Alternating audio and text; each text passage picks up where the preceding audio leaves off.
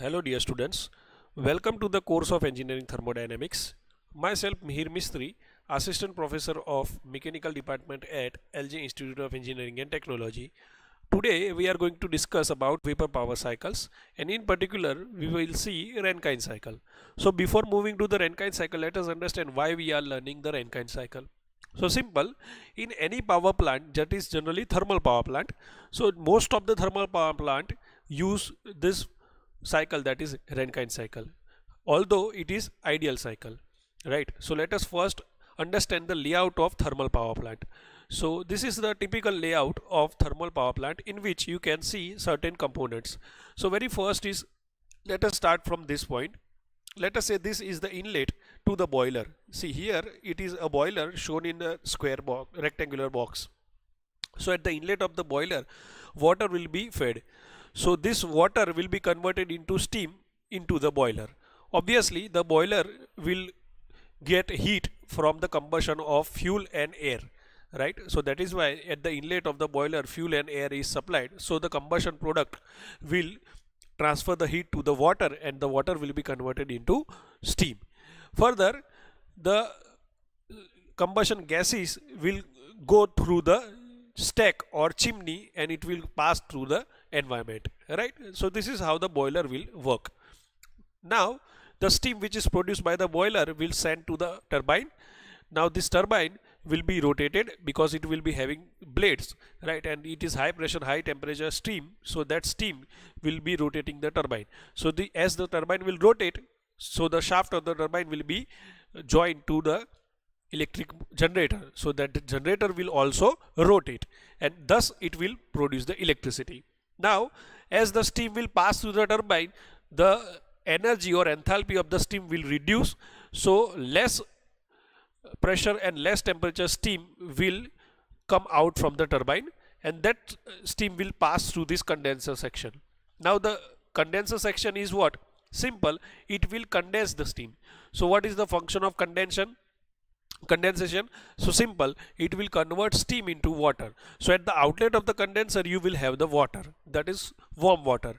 Okay, now in order to convert the steam to the water, what one can do is simple. As you can see over here, cool water is supplied through the pump to this condenser. So here the water will circulate and through the tubes. So around that tubes some steam will be flowing, right? So the steam will give its heat to the water, right? So that is why the steam will get condensed, and the water which is circulating through the tubes will get warm. So this warm water is again passed through this cooling tower, right? And in this cooling tower, spray of this warm water is done. So as the spray is done, so that water particles have to travel the length to come into the downward direction due to gravity. So while doing so, they will release the heat, and this is how they will get cooled up, right? So this is the working of this condenser section plus cooling tower, right? Further, what will happen? This warm water will be fed back to the boiler through the pump, right? So this is the typical layout of thermal power plant. Now we are not concerned about the cooling tower, chimney, etc. right now. We are only concerned about this central portion, that is what? 4 components, that is what? Boiler, turbine, condenser and pump. So in this subject, that is engineering thermodynamics, we are only concerned about the 4 devices, that is boiler, turbine, condenser and pump. Now let's discuss how this will work. So that is Rankine cycle. So as you can see, this is the typical block diagram of Rankine cycle. So as you can see, very first is boiler, then turbine, then condenser, then pump, and then again back to the boiler. So every device inlet and outlet is denoted by certain number, that is 1, 2, 3 and 4, right? Now let us understand the PV diagram, that is pressure versus volume diagram. Okay, so here as you can see, this is a saturation curvature dome, right? So this is known as dome, right, in PV diagram.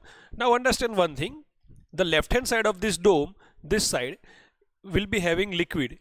The intermediate side, that is this side, in between this dome, this is the dome, right? This one is the dome. So in between this dome, this here will be liquid plus vapor, the mixture of liquid plus vapor.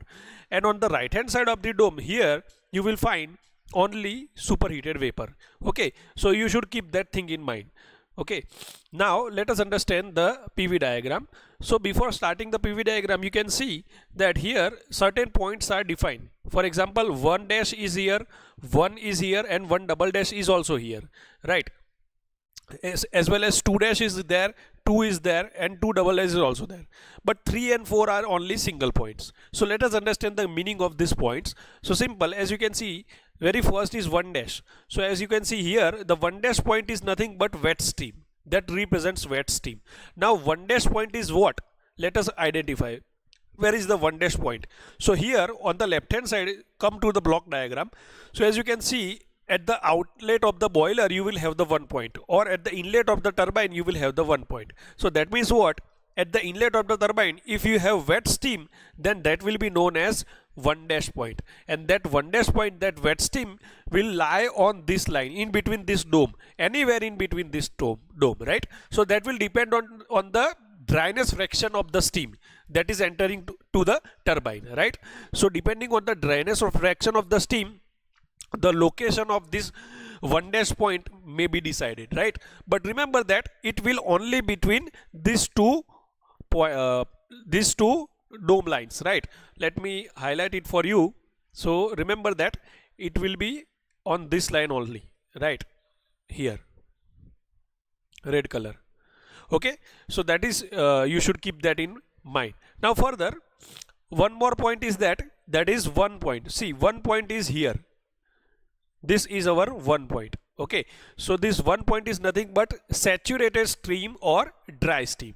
So saturated steam or dry steam means what? Your dryness fraction X is equal to 1, right? So if at the inlet of the turbine, that is here, if you have dry steam or saturated steam, then you can plot that point over the curvature, that is saturation curvature, right? So particularly here, remember one more thing, that this portion of the curvature, this one that I am drawing over here, so this curvature will be known as saturated vapor curvature, right? And this one will be known as saturated liquid curvature, right? So on the saturated vapor curvature, you can plot this 1 point. Okay, remember that thing in your mind. Now further, we also have one more option, that is 1 double dash. So 1 double dash means what? Superheated steam. So superheated steam means what? Your steam at the turbine inlet is in superheated form, right? So the temperature of the steam is higher than the boiling point of the water, right? So that is known as superheated steam. Okay, so that is why the 1 double dash point is lying over here. This is the 1 double dash point, right? Remember one thing, student, that 1 double dash point here, which is over here, you can plot this point over here also, or here also, right? But that depends on the temperature of the steam, of the superheating steam, right? So that is how you can plot 1 double dash. Now one more thing might be in your mind, one more question might be in your mind, sir, this 4 to 1 line, or sir, this, is it possible that at the inlet of the turbine all 3 kind of steam is entering? No. See, I am explaining you 3 possible cases simultaneously. Okay, so that is at the practically there will be only 1 kind of steam at the inlet of the turbine. It might be wet steam or saturated steam or superheated steam, but we are understanding it parallelly. Okay, so that you should keep in mind. One more thing, process 4 to 1. Now process 4 to 1, that is through here. See, on the left hand side, this one is the process 4 to 1, right? That is the boiler process. So this whole 4 to 1 process is taking place at constant pressure. So that is why you can observe and appreciate that 4 to 1 line is drawn horizontal. That means the pressure of this line will remain constant. So keep that thing in mind, because it is PV diagram, right? So don't make mistake of drawing the line inclined. Okay, always 4 to 1, that is constant pressure heat addition process. During 4 to 1, that process is nothing but constant pressure heat addition process. So during that process, your all pressure will remain constant, right? So keep that thing in your mind, right? Now, so that is our first process, right? I hope you are clear. Now let's move further to our next process, that is in turbine. So process 1 to 2, that is occurring into the turbine. See, this is ideal cycle, so all processes are assumed to be reversible, right? So process 1 to 2 is nothing but reversible adiabatic expansion process. Reversible adiabatic means what?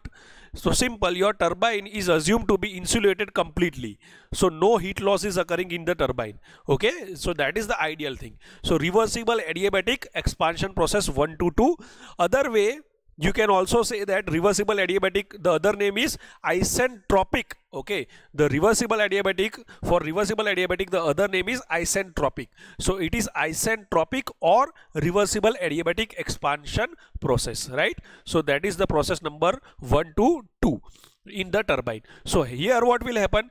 So here in the turbine, whether wet, dry or superheated, steam will enter and it will rotate the turbine blades. So turbine blades will be mounted on the shaft, and the shaft will be connected to the generator, and thus the generator will also rotate, and that is how the electricity will produce, right?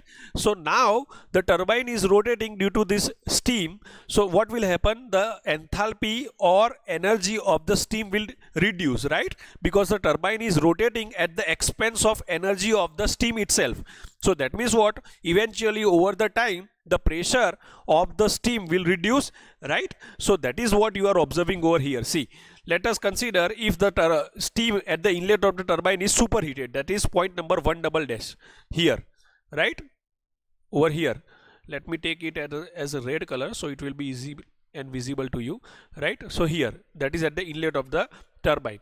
If it is superheated, then as you can see, as the steam will expand, the pressure will decrease. See, over here the pressure is decreasing, right? Because at the expense of energy of the steam, the turbine is rotating, right? So that is how the process 1 to 2, that is reversible adiabatic expansion process, is plotted over here. And you can also appreciate the fact that during, since it is an expansion process, so if you will draw a line from 1 double dash downward, vertical downward, and if you draw a line from 2 double dash vertical downward, so you will see some increase in volume, right? So that is how you can appreciate what is the meaning of expansion. Expansion means volume will increase. So here also the volume is increasing, right? So that you keep this thing in mind. Okay, I hope you are clear with the process 1 to 2, right? Now, if that is the case when the steam at the inlet of the turbine is superheated. Now if the steam at the inlet of the turbine is saturated, that is one point, then what will happen? Then also same phenomena will take place. But now understand what is the difference. So what is the difference between 2 point and 2 double dash point? So let us understand. Simple. If 2 double dash point is occurred when at the inlet of the turbine the steam is superheated, right?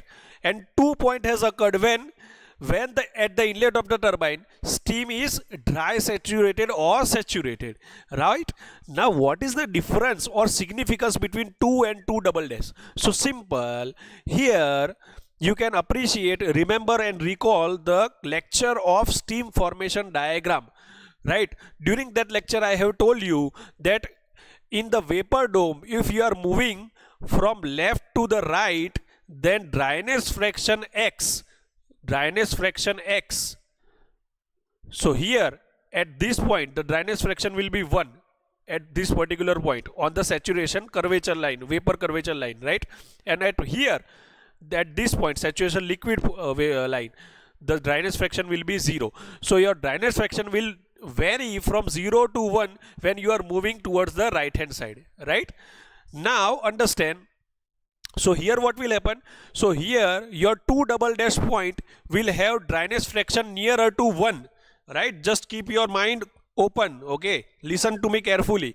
And for point number 2, your dryness fraction will be less than 1 or less than the dryness fraction which is available at 2 double dash. For your ease of understanding, for example, here at 2 double dash the dryness fraction might be 0.95, 0.95, right? Pardon me with the writing because I am writing with the mouse. So 0.95, that is the dryness fraction at 2 double dash point. Now at point number 2, it is possible that the dryness fraction will be somewhat 0.85, right? 85. So now understand the difference. What is the difference? And the difference is, it means at 2 double dash your steam is much more drier, and at 2 your steam is much more wet, right? Because higher the dryness fraction, higher dry will be the steam. Okay, or in other words, lower the dryness fraction, more wet the steam will be. Okay, sir, what is the meaning of that? How it is practically influencing? Now understand. Simple. If, see, this whole process 1 to 2 or 1 double dash to 2 double dash or 1 dash to 2 dash is taking place inside the turbine, right? Now at the inlet of the turbine, if you are supplying wet steam or dry saturated steam, then what will happen at the intermediate stage of the turbine? See over here, this portion, let me just clear it out, right? At the intermediate stage of the turbine, because this whole process is taking place, right, in the turbine. So this portion reflects what? It reflects that this whole process is taking place in the turbine by wet steam. That means in your turbine there will be moisture throughout this process, and eventually over the time period that will erode the material of the turbine, and that is very expensive and undesirable, right, practically. So that is the importance that in turbine it is preferred that superheated steam is supplied at the inlet of the turbine. Because see over here, if you are supplying the superheated steam, then majority of the expansion process will be taking place in superheated state only. Only a minor wet steam will be taking place. That means at the outlet, nearer outlet of the turbine, the steam will be getting wet, right? I hope you understand this fact.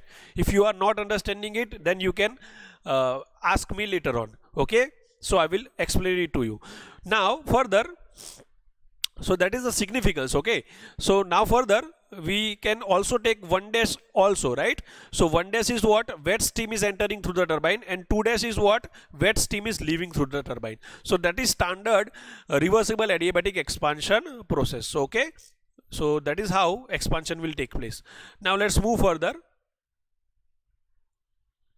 The third process is condenser process. Obviously condenser process is easy to understand. Its name itself is explaining what is the meaning of condenser.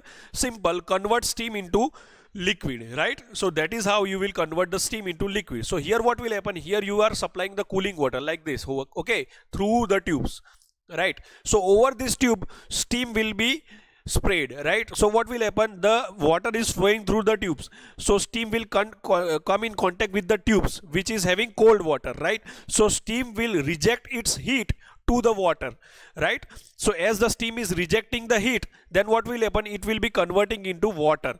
So at the outlet of this condenser over here, point number 3, you will observe some water, right? And obviously since this cooling water is getting heated up by steam, so at the outlet of this point you will have warm water. Okay, so this is how the condenser process will take place. Now technically this condenser process is taking place at constant pressure heat rejection, right? Sir, why it is constant pressure? Because it is assumed that during this heat transfer process the pressure of the steam is constant, right? So that is the assumption. Now heat rejection, that means what? Steam is rejecting its heat and it is converting into water. That is why it is heat rejection process. Now let us identify it into the PV diagram. So here as you can see over here, so point number, let us start with 2 double dash, that is the inlet of the turbine was superheated steam. So now you can see 2 double dash to 3. So here you can appreciate the fact that at the inlet of the condenser you will have the wet steam, and it is slightly converted into, slowly converted into at point number 3 completely water. Always remember that if you are plotting any point on this line, then it will be completely saturated water. Okay, you keep that thing in your mind, because this is saturated water line or saturated liquid line, and this is saturated vapor line. Okay, keep that thing in your mind. Now you have complete water at point number 3, that is what our condenser outlet, point number 3. Okay, so this whole process, as you can see, is taking place at constant pressure. So that is why you can appreciate that we have drawn a horizontal line for this process, right? One more interesting fact students, that now 2 double dash, identify the volume for 2 double dash and identify the volume for 3 point.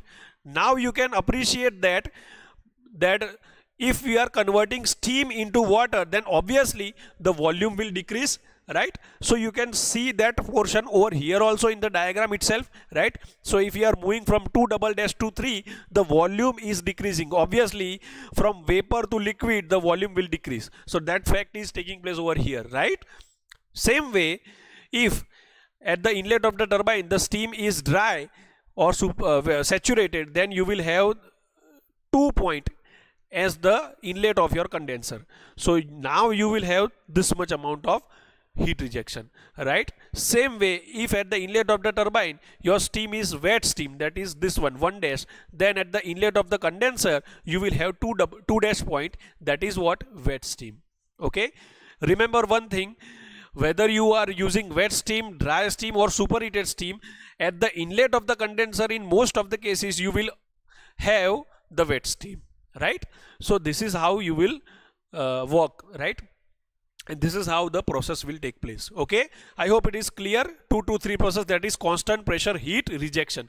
And remember one more thing, since it is phase changing process, that means what, temperature will also remain constant, because see here steam is converted into vapor, that means the phase will change, right? But the temperature will remain constant. That means latent heat rejection is taking place over here.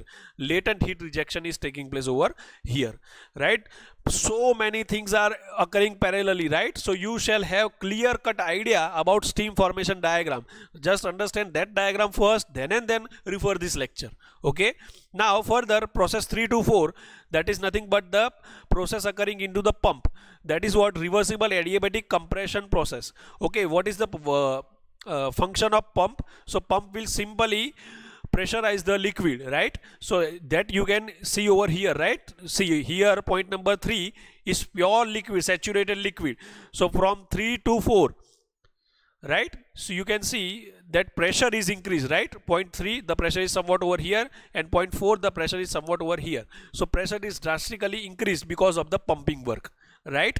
One more thing that you can note and appreciate, that if you are drawing from point number 3, if you are drawing a vertical downward line, and at point number 4 you are drawing a vertical downward line, then you can observe that there is a negligible change in the volume. That means what, sir, how it is happened? So now you think logically, is it possible to compress the liquid or water? No, nearly impossible, right? So practically if you are compressing the liquid, then some amount of volume will be changed. So that some amount of volume is highlighted over here. See, this much amount of volume will be changed for the water. Okay, so this is what the process 4th will take place, right, in the pump. So this is the complete Rankine cycle, and I hope you are clear with the PV diagram of the Rankine cycle.